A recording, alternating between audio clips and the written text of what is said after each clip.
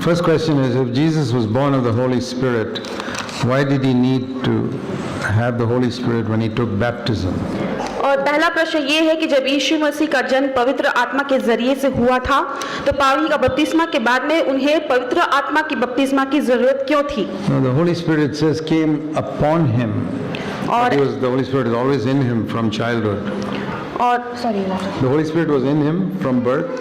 और पवित्र आत्मा जो है उसके पैदाइश से उसके अंदर भीतर वास करता था, But he came upon him for his ministry.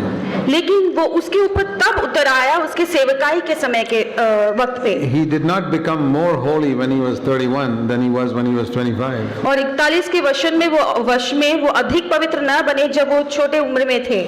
No, but he had gifts to serve God, which he didn't have when he was 29. और 29वें वर्ष में उनके पास वो सारे वरदान नहीं थे जो परमेश्वर के सेवकाई में जरूरत पड़ती है। So there are two ministries of the Holy Spirit. और इसे पवित्र आत्मा के दो सेवकाएं हैं। One is to give us fruit for our life and character.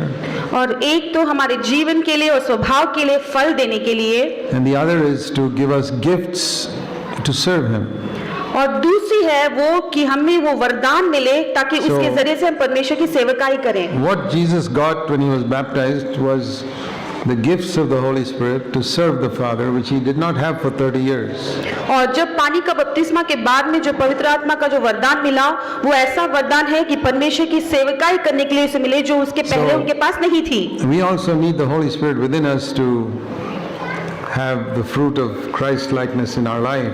और हमें भी जरूरत है कि हमारे भीतरी मनुष्यत्व में पवित्र आत्मा के वो फल मिले ताकि मसीह का वो स्वभाव हमें उत्पन्न हो। We also need anointing and gifts to serve him. और उसके साथ साथ में हमें अभिषेक और वरदान की भी जरूरत है ताकि हम उसकी सेवकाई करें।